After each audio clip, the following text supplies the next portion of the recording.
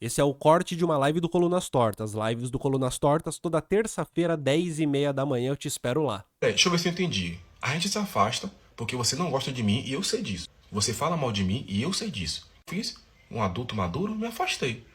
Não tem direta, não tem frase triste, não tem textão pra você. Eu me afasto.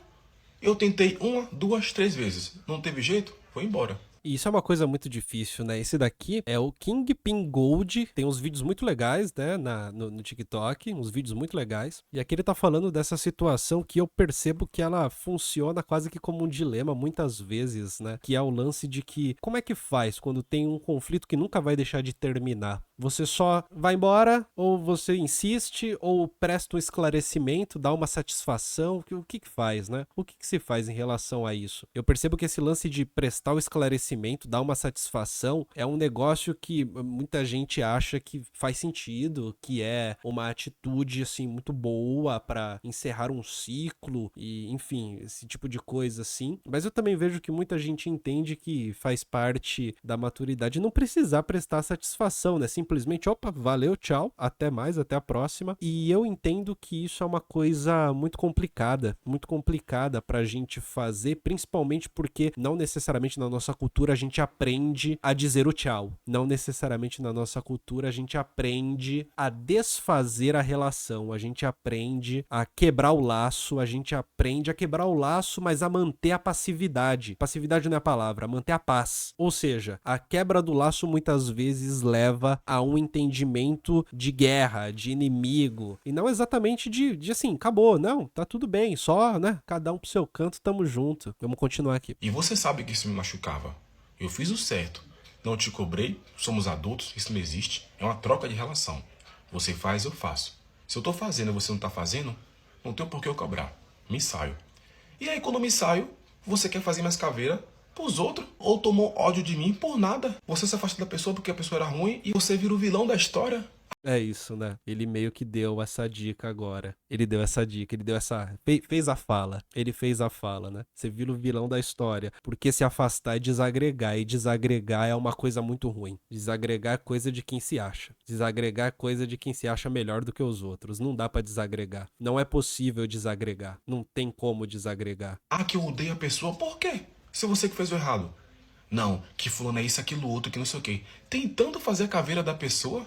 Sim, é uma das estratégias de cotidiano que eu acho que todo mundo aprende desde cedo, né? Que é num conflito faça a caveira do outro. Porque manipulando a opinião dos outros a respeito da pessoa, é aí que você ganha a guerra. É aí que você ganha a guerra que passou a existir no momento em que não houve a possibilidade de entender que foi só um conflito e cada um pro seu canto e tá de boa, né? A mãe de gato diz: quando é na família é complicado. Família estendida, tipo primos, cunhados, o pessoal pressiona você a manter os laços. Porque família é tudo. Tipo assim, né? Família é tudo. Às vezes, diz a Gabi, a insistência pela conversa é por gostar da pessoa. Um tipo de esperança que ela pode te refutar. No meu caso é isso. Não, de fato, né? Você insiste com pessoas que você gosta porque tem ali uma esperança de que, pô, é razoável, né? Assim, essa pessoa eu conheço, eu sei que ela é uma pessoa razoável, né? Às vezes as coisas podem caminhar para um lugar legal e a resolução do conflito ser super de boa, super tranquila. Pode ser super tranquila. Eu acho que não tem mal nenhum na insistência, né?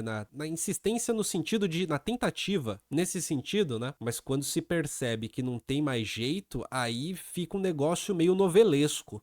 Fica um negócio meio de novela, de protagonista e antagonista, sabe? Que é um conflito que nunca vai terminar, mas talvez a única forma de terminar seja com uma outra cena de novela, que é o pedido de perdão. Vamos continuar aqui. Pode ver que toda a história tem dois lados. Ai, que não sei quem era escroto, que não sei o que fez isso. Não.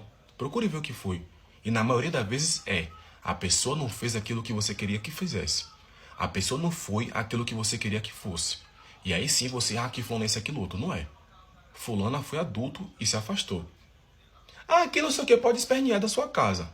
Mas daqui eu quero paz. É tipo isso. Geralmente esse tipo de pequeno conflito, esse Isso é um pequeniníssimo conflito, só que é um pequeniníssimo conflito extremamente frequente, porque basicamente a nossa vida é feita dessas pequenas coisinhas do cotidiano, desses pequenos acontecimentos, né? Dessas pequenas interações que se acumulam, que se repetem, que tem regularidade, né? Essas pequenas coisas têm uma regularidade que quando a gente olha no macro, elas parecem, porque são coisas grandes. A gente vê a regularidade acontecendo e a gente vê uma certa regularidade de uma tensão que nunca se desenrola. E que talvez o melhor jeito seja, né? Tchau, valeu, tchau. Ah, mas por que tchau aqui? Vamos conversar. Não, acho que não é muito uma questão de conversa, é uma questão de tchau mesmo. Tchau. A Gabi diz, desagregar também é instintivamente perigoso, medo do ostracismo faz com que a gente se justifique antes de ir embora. Principalmente se esse ir embora não é ir embora da vida de uma pessoa, mas ir embora de um grupo, né? Ir embora de um grupo que talvez fosse a base do seu lugar no mundo num dado momento da sua vida. Principalmente nesse caso. Um grupo que é muito importante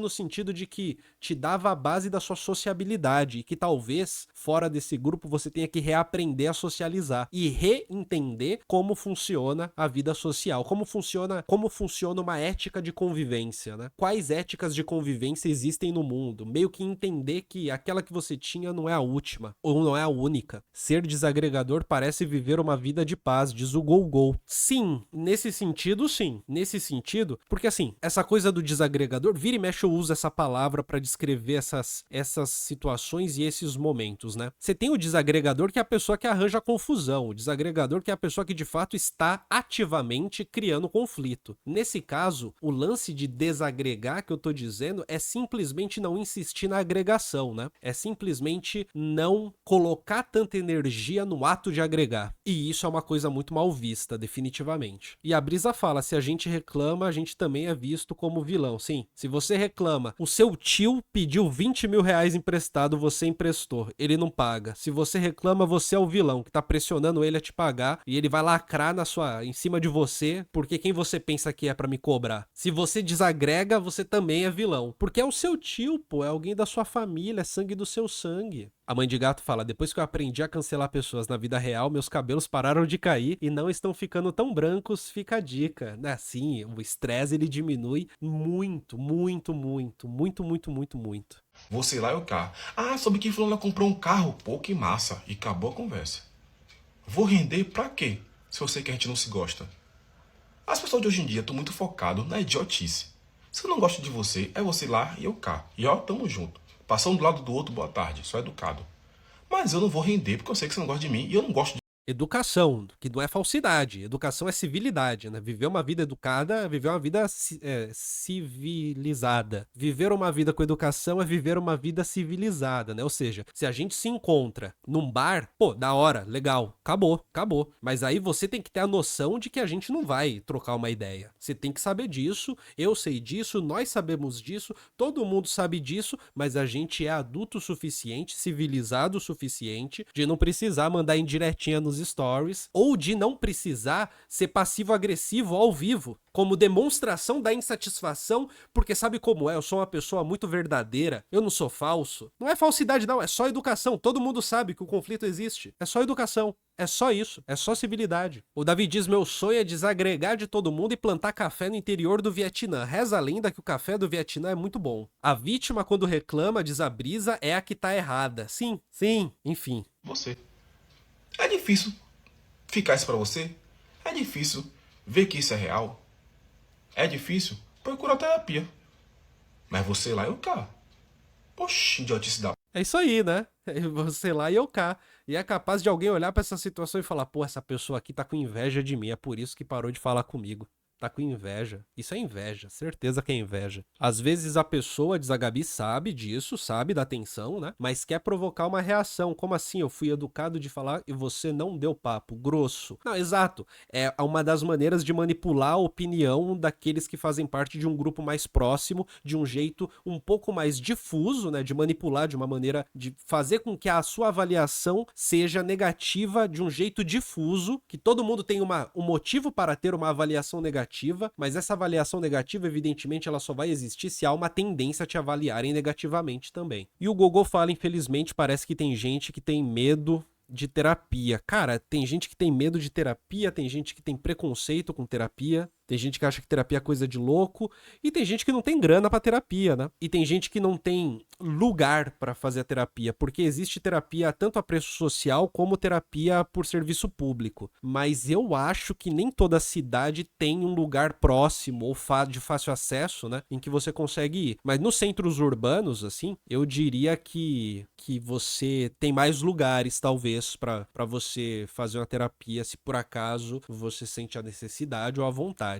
Mas para além disso, para além dessa questão que é material, tem uma outra que é impossível ignorar, tá ligado? É impossível ignorar e não dá para reduzir o olhar que se tem para terapia, para psicólogos, para transtornos. O olhar que se tem para isso não precisa nem ser transtorno, pode ser só um problema psicológico, uma questão, sabe? Que precisa de uma resolução às vezes profissional. Mas não dá para negar que existe, para além de uma questão econômica, material, existe um discurso de que psicólogo é pra doidinho. Existe um discurso de que psicólogo é pra fresco. Mesmo se você puder ir ao psicólogo, é melhor que você não vá porque você não é fresco. É melhor que você não vá porque você não é um frescão que precisa, uma frescona, que precisa de alguém pra te escutar. E eu acho que isso é tão determinante quanto a falta de grana pra pagar um psicólogo. Ou quanto a distância de ir até um lugar onde tem um atendimento gratuito, um atendimento público. Meu ex, que tinha medo de terapia, quando finalmente começou, só conseguia chorar nas 7 primeiras sessões. Imagino que o que saiu dele também é inominável. Ainda existe esse estigma com psicólogos? Olha,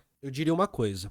Eu vejo as seguintes coisas, eu vejo e escuto de colegas psicólogos. Primeiro é um descrédito, né? Ou seja, o médico, um descrédito no sentido de que assim, por que você cobra caro? Caro é qualquer preço, tá ligado? Qualquer preço é caro. Porque é. A não ser que a pessoa esteja fazendo um atendimento com valor social e ela cobre R$ 30, qualquer preço é caro. Todo preço vai ser caro. Caro assim, porra, a gente vive no Brasil, qualquer preço vai ser caro. Essa primeira coisa, né? Que é uma crença no suposto, não é charlatanismo a palavra, eu ia falar essa palavra, mas não é essa, mas assim, é uma desconfiança em relação ao valor do próprio trabalho. E essa desconfiança em relação ao valor do próprio trabalho não é como se, caso fosse gratuito, isso seria colocado de lado, né? Essa desconfiança em relação ao valor do próprio trabalho é diretamente relacionada, não tem como retirar isso do mesmo barco em que está a própria desconfiança na terapia em si, né? Eu acredito, inclusive, que a construção das figuras em novelas brasileiras, onde o rico tem crises existenciais e o pobre come pastel no bar da Dona Jura, pastel de camarão, eu acho que essas construções, principalmente de novela da Globo, elas também ajudam a fortalecer esse senso de que questões relacionadas à psique são questões de gente rica. O Alencar deu um exemplo aqui, né? Alencar é professor. Eu ganho 26 por hora aula. O psicólogo cobra R$ 200 a hora terapia. E esse exemplo do 26 a hora aula, 200 a hora terapia, é o tipo de coisa que qualquer pessoa faria, né? Tipo assim, né? A pessoa trampa, ganha R$ 50 por dia, tá ligado? Minha família inteira me fazia de ouvinte, diz a Rebeca, boa noite, Rebeca. E quando eu marcava psico pra eles não iam. Algumas pessoas não querem mudar, só reclamar dos problemas. É um tesão reclamar de problema, convenhamos. Convenhamos? É um tesão reclamar de problema. É óbvio, não é o suficiente. É claro que não é o suficiente. Mas existe um prazer delicioso em reclamar dos problemas, né? E a Gabi fala, a desconfiança também é da eficácia do tratamento. As pessoas acham que falar não cura e não sabem a força que tem um diálogo bem conduzido. É um diálogo com técnica, com método, né? Com uma boa teoria de base, etc, etc. Ah, Brisa, e continuando, né? E achar que é coisa de doido, porra, a gente... Talvez essa frase não seja dita literalmente hoje, mas que a gente vive numa sociedade normatizada em que talvez algumas coisas podem ser entendidas como transtornos e que essas coisas são muitas vezes muito mais relacionadas a tratamentos psiquiátricos com remédio, mas não exatamente com sentar numa cadeira e conversar com outra pessoa. Pô, meu plano cobre, o meu problema é que eu já fiz, não gostei de alguns, gostei de outras, mas eu sei que indo vou me sentir na obrigação de melhorar, né? Não consigo ir toda semana fingindo, é complicado. Também gosto de reclamar, mas faço terapia também, Importante. Reclamar é uma delícia, reclamar é uma delícia, mas é importante saber separar a reclamação como entretenimento da reclamação como estilo de vida, né? E o fato da terapia ser cara, inclusive, vai fazer com que outros profissionais carreguem o fardo da terapia. Manicures, cabeleireiras, professores, etc, etc, etc. Sim, sim, isso é uma coisa, é um fato, né? Esse vídeo é um corte das lives do Colunas Tortas. Live do Colunas Tortas toda terça-feira, às 10h30 da manhã. E ao longo da semana, às vezes à noite, mas principalmente no período da manhã. Só que toda terça é com certeza 10h30 da manhã, tá bom? Vem participar das lives comigo.